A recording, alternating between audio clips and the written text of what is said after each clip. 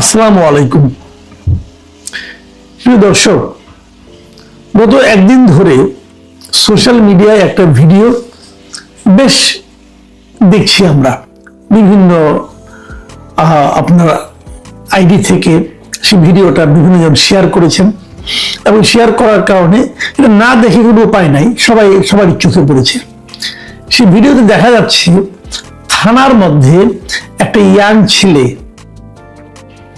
থানার ওসিকে ধমকাচ্ছে, রাগত স্বরে কথা বলছে এবং ছেলেটার বয়স কত হবে, মানে খুবই ইয়াং, অত একটা মানে খুব বয়স হয়ে গেছে, 35-36 হয়েছে এমন আমার কাছে মনে হয়নি। আমার বিবেচনায় তার বয়স 30-এর কমই হবে। এবং সেখানে সে যে কথাগুলি বলছে সে কথাগুলি কিন্তু মানে আসলে একটু যেন কেমন লাগে। আপনারা নিশ্চয়ই শুনেছেন, তবু আমি ওই ভিডিওটা আপনাদেরকে দেখাচ্ছি না, কারণ ওটা আসলে আমি ভিডিও খুবই কম দেখাই, বাট ওনার কথাগুলো আমি হুবহু আপনাদেরকে পড়ে শোনাচ্ছি। এবং এটা নিয়ে একাধিক পত্রিকাতেও দেখলাম, আমি রিপোর্ট হয়েছে।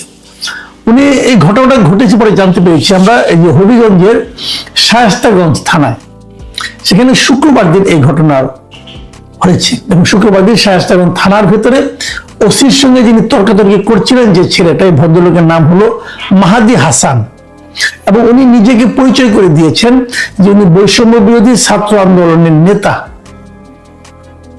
এবং এই নেতার পরিচয় দিয়ে উনি বেশ গর্বের সঙ্গে বুক ফুলিয়ে ওনার অতীতে করা কিছু কর্মকাণ্ডের বিবরণ দিচ্ছিলেন। উনি বলছিলেন, শুনুন, ওনার একজন লোককে থানায় নাকি পুলিশ গ্রেপ্তার আটক করেছিল, এই জন্য তাকে ছাড়ানোর জন্য এসে উনি কথাগুলো বলেছেন। উনি কি বলেছেন সেটুকু আগে আপনাদেরকে পড়ে শোনাই। উনি বলেছেন, আমরা আন্দোলন করে গভর্নমেন্টকে রিফর্ম করেছি, সেই জায়গায় প্রশাসন আমাদের লোক। আপনি আমাদের ছেলেকে গ্রেপ্তার করে নিয়ে এসেছেন, আমাদের সঙ্গে বাক বিতণ্ডা করছেন, এখন বলছেন আন্দোলনকারী হয়েছেন, তো কি হয়েছে? আমাদের এইখানে 17 জন শহীদ হয়েছে। আমরা বানিয়াচং থানাকে পুড়িয়ে দিয়েছিলাম, এসআই সন্তোষকে জ্বালিয়ে দিয়েছিলাম।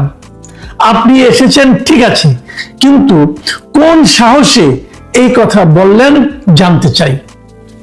মানে মোদ্দা কথা উনি বলতে চাচ্ছেন, এই যে সরকারটা আছে এটা হলো তাদের সরকার, এই সরকারকে তারা দায়িত্ব দিয়ে এনেছে, ক্ষমতায় বসিয়েছে, অতএব তাদের সঙ্গে তাদের কথার বাইরে ওসি কিভাবে যাচ্ছে এবং তারা কি করেছে সেই ঘটনার বর্ণনা দিয়েছে। তারা বানিয়াচং থানাটাকে পুড়িয়ে দিয়েছিল এবং একজন এসআই সন্তোষকে জ্বালিয়ে দিয়েছিল, জ্বালিয়ে হত্যা করেছিল। পরে আমি দেখলাম বিভিন্ন সোশ্যাল মিডিয়ায় দেখলাম যে এসআই সন্তোষের পরিবারের লোকেরা তার ছবিটা বুকে নিয়ে কিভাবে বিচার দাবি করছে, কিন্তু কোনো বিচার হয়নি, কোনো বিচার হবে এরকম আপাতত মনে হচ্ছে না।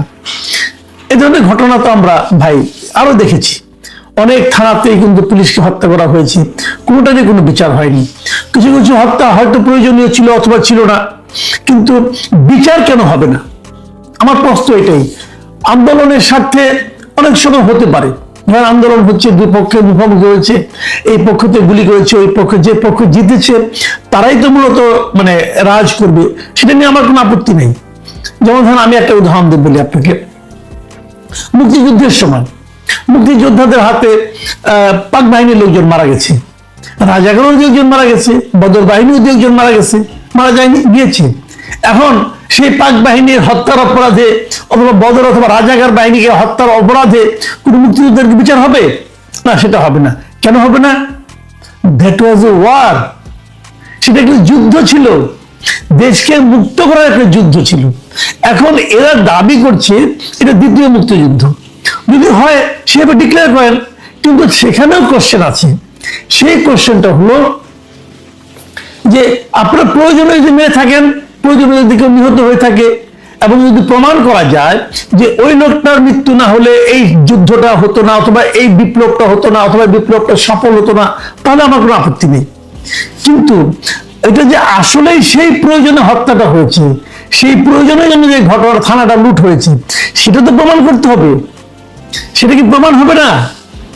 সেটা তো প্রমাণ হওয়া উচিত। ধরা যাক একটা কথা বলি আপনাকে, যে মুখোমুখি দাঁড়িয়েছে, পুলিশকে অর্ডার দিচ্ছে গুলি করো, আপনাদের পুলিশ গুলি করেছে, 2 জন মারা গেছে, আহত হয়েছে। আবার বিপরীত দিক থেকে ওরাও গুলি করেছে, অথবা ইট পাটকেল নিক্ষেপ করেছে, অথবা ধাওয়া দিয়েছে, ধাওয়া দিয়ে পুলিশকে 2 জনকে ধরে মেরে ফেলেছে, অথবা গণপিটুনিতে পুলিশের মৃত্যু হয়েছে। হতেই পারে, এগুলো হতে পারে, এগুলি যে প্রয়োজন ছিল, এবং এটা না হলে যে বিপ্লব সফল হতো না, এটা হয়তো বা সত্য, আমি এটা নিয়ে কোনো আপত্তি করছি না। কিন্তু আপনি আমাকে বলেন, একজন পুলিশ মারা গেছে, এরকম ঘটনা, একজন পুলিশ মারা গেছে, তাকে আপনি পা উপরের দিকে তুলে পা টাঙিয়ে উল্টো করে টাঙিয়ে রাখলেন, এর সঙ্গে বিপ্লবের কি সম্পর্ক? সেটা মারাই গেছে।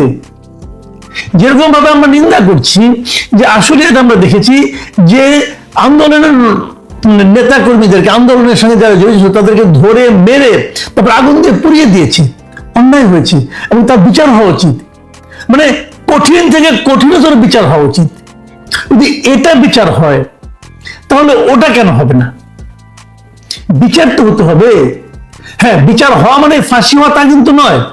যদি যারা টাঙিয়েছে উল্টা করে, তারা যদি প্রমাণ করতে পারে যে এই টাঙানোটা বিপ্লবের জন্য প্রয়োজনীয় ছিল, তাহলে তারা মুক্তি পাবে। ভাই, কথাটা কিন্তু সিম্পল। বিচার হওয়া মানে কিন্তু ফাঁসি হওয়া না, বিচার হতে হবে, প্রকৃত ঘটনাটা জানা যেতে হবে কেন হয়েছে। যাত্রাবাড়ি একটা ঘটনা আমরা এর মধ্যে দেখেছি, বিভিন্ন সময় দেখেছি, পত্রপত্রিকা কিন্তু পড়ি।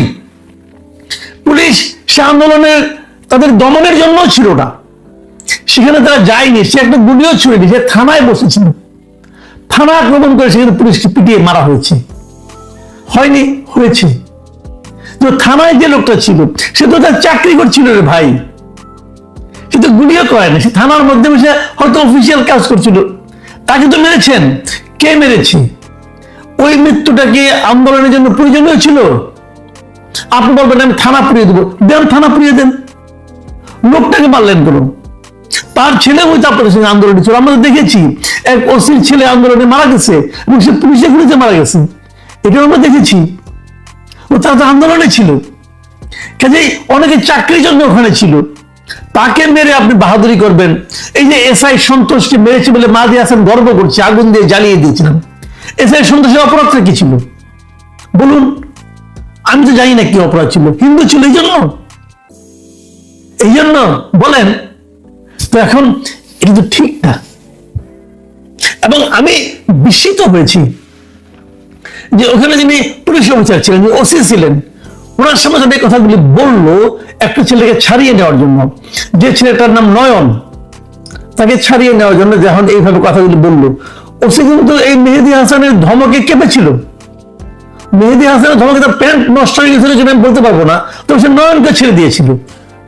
আমি কিন্তু ওসির দোষ দিই না। কেন দিই না?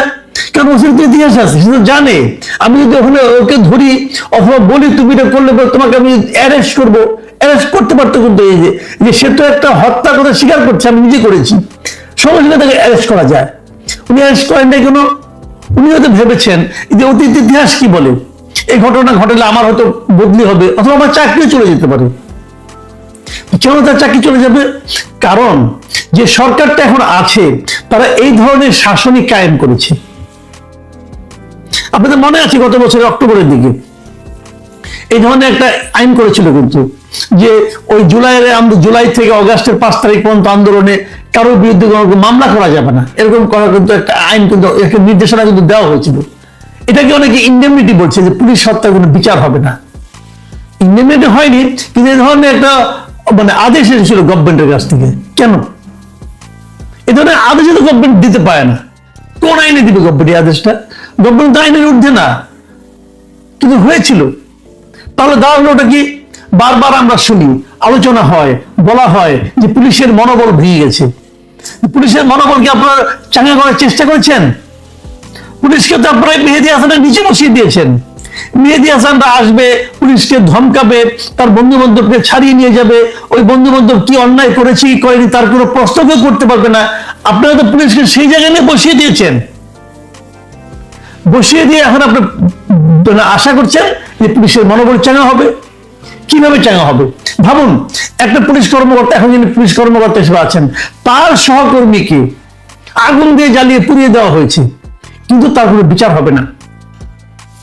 যদি বিচার না হয়, তো এই যে ভদ্রলোক এখন আছেন, তিনি কি আর তার যে দায়িত্ব, সে দায়িত্ব পালনে আগ্রহী হবেন? উনি ভাববেন কোনদিন আমাকেও পুরাই দিবে, কোনো বিচার তো হবে না। আর যে পুরাবে সে যদি জানে তার কোনো বিচার হবে না, তাহলে সে আরো পুরাবে। এই যে আইনের অবস্থাটা আপনার করে, ডক্টর ইউনূস সাহেব যে একটা কাজ, এই যে একটা সরকার গঠন করেছেন, এই সরকারের যে অবস্থাটা করেছেন উনি কাদের প্ররোচনা করেছেন সেটা দেখছি। তারা এখন জামাতের লোক হয়ে গেছে, তারা এখন জামাতের পাঞ্জাবি পকেটে যে ঢুকছে, তারাই তো এই সমস্ত চাপ দিয়ে করিয়েছে।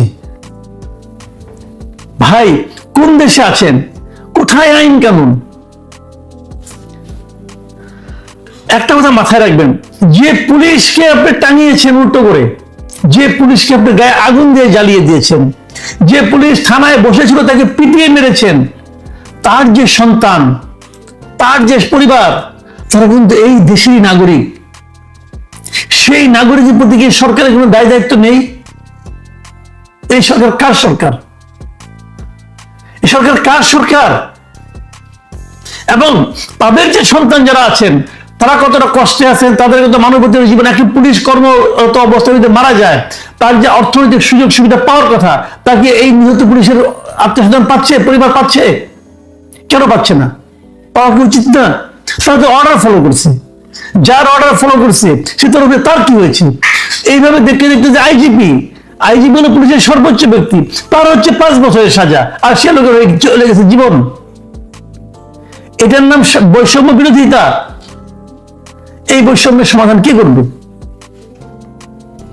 আমি তো মনে করি যে একটা প্রজন্মকে যখন আপনারা এরকম বৈষম্যের মধ্যে ঠেলে দিবেন, এই পুলিশ কর্মকর্তার ছেলে মেয়েরা তারা কি এই সরকারের প্রতি, এই ঘটনার প্রতি এক ধরনের ঘৃণা, এক ধরনের ক্রোধ দিয়ে বড় হতে থাকবে না?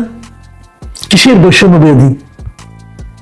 আমি তো দেখছি প্রতিটা পদক্ষেপে বৈষম্য। প্রিয় দর্শক, এ নিয়ে আর বেশি কিছু বলতে চাই না, অনেক বলা হয়ে গেছে। আপনারা এগুলো ভাবুন, ভেবে দেখুন। এখন এই পর্যন্তই। আল্লাহ হাফেজ।